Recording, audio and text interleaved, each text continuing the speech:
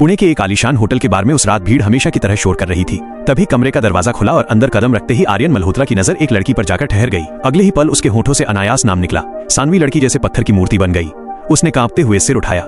4 साल से जिसे वो अपनी यादों में जिंदा रखे थी, वही चेहरा उसके सामने था। सानवी ने हाथ बढ़ाकर उसके चेहरे को छूना चाहो, मगर आर्यन ने उसकी कलाई कसकर पकड़ ली। उसकी आंखें बर्फ जैसी ठंडी थी। मुझे जिंदा देखकर बहुत निराशा हुई। सानवी की आंखों से आंसू बह निकले। कभी दोनों की जोड़ी पूरे मुंबई में मिसाल थी। शादी के कुछ महीनों बाद ही सानवी गर्भवती हो गई थी, मगर एक दिन सानवी को खबर मिली कि उसके पिता की कंपनी दिवालिया हो गई है और उन्होंने सदमे में आत्महत्या कर ली। घबराहट में उसने आर्यन को फोन मिलाया, मगर कॉल नहीं लगा।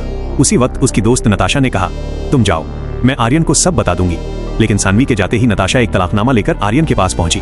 उसने झूठ बोला कि सानवी ने गरीबी से तंग आकर बच्चा गिरा दिया और हमेशा के लिए मायके चली गई है। ये सुनकर आर्यन का दिल चकनाचूर हो गया। वो सानवी को रोकने भागा, मगर सड़क पार करते वक्त एक गाड़ी ने उसे टक्कर मार दी। उधर सानवी मायके पहुंची ही थी कि उसे आर्यन की मौत की खबर मिली। एक ही दिन में उसने पिता और पति दोनों खो दिए। सदमे में वो बेहोश हो गई। 4 साल तक सानवी ने अपने बेटे विवान को अकेले पाला। उसे कभी पता नहीं चला कि आर्यन बच गया था और अब भारत के सबसे बड़े उद्योगपतियों में से एक बन चुका है। आर्यन इन सालों में सानवी से नफरत करता रहा। उसे लगता था उसने उनके अजन्मे बच्चे को मार दिया। उसने उस बच्चे के नाम पर एक कब्र भी बनवा दी।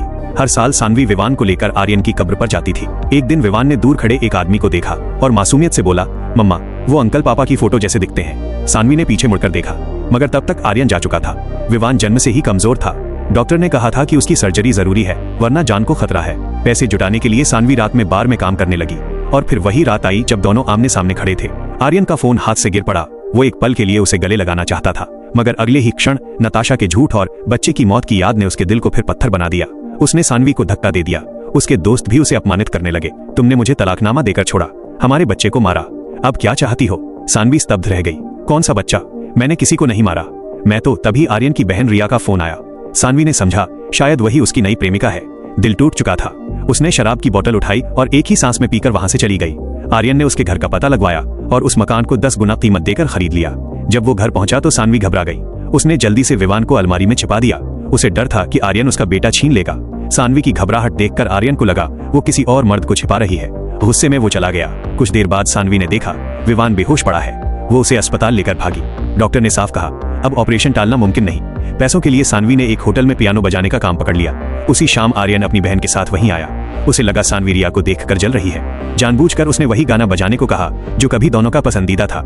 सानवी की उंगलियां कांप उठी। जब उसे पता चला कि सानवी को पैसों की सख्त जरूरत है, उसने ऊंची तनख्वाह पर उसे अपनी बहन की पर्सनल असिस्टेंट बनने का ऑफर दिया। असल में वो उसे अपने पास रखकर अपमानित करना चाहता था। एक रात बारिश में भीगती हुई सानवी देर से पहुंची। आर्यन ने उसे घुटनों के बल बैठने का आदेश दिया। मैंने क्या किया है जो तुम मुझे बार बार सजा दे रहे हो? आर्यन चीखा, तुमने तलाकनामा फेंका।